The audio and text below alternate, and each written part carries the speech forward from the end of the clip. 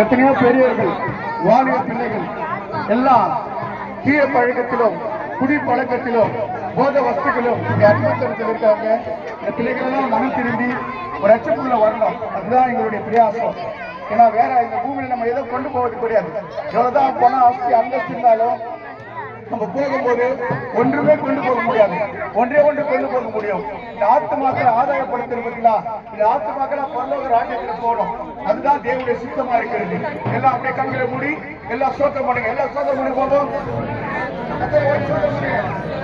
பகுதி மக்களை நல்லா இருக்க முடியாது. எல்லாம் சோக்கம் பண்ணுங்க. பகுதி மக்களுக்கு எல்லாம் தேவை சோக்கம் பண்ணுங்க.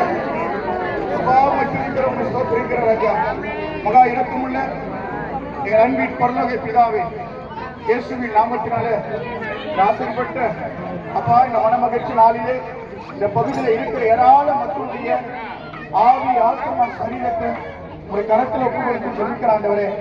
அப்பா தேவனே, பாவத்திலும் சாபத்திலும் அகப்பட்டு இருக்கிற ஒவ்வொரு மனிதனுக்கும் மீட்பை உண்டாக்கும்படியாக உலக ரட்சகர் பிறந்திருக்கா சொல்லி வேதத்தில் வாசிக்கிறாண்டவரே. எசப்பா, ஒருவரும் பாதாளத்தில் வாசல் நுழைவது உமக்கு சித்தமில்லையா? உமக்கு சித்தமில்லை ஆண்டவரே. ஒவ்வொரு மக்களும் மனம் திரும்பி ஒரு ராஜ்யத்தில் பிரவேசிக்க வேண்டும்.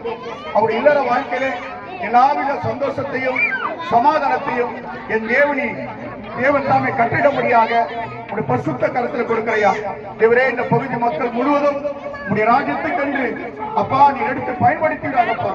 தேவாடி தேவனுடைய ரத்தம் இந்த இடத்துல இருக்கிற சுற்றில இருக்கிற ஒவ்வொரு குடும்பத்தின் மேல வீட்டின் மேல தெளிக்கப்பட்டுயா தேவரே. எந்த போத பழக்கத்திலும் தேவரே, வியாதியிலும் தேவரே, நோயிலும் பலவிதமான தேவத்தாமே அந்த காலத்தில் கிரிகளும் எந்த குடும்பம் பாதிக்கப்படாதபடிக்கு எல்லா குடும்பமும் நன்றாக இருக்க இந்த காலத்தில் ஒப்புக் கொடுக்கிறோம். இந்த பகுதி மக்கள் முழுவதும் தேவனுடைய ஆசீர்வாதத்தோடு இருப்பதாக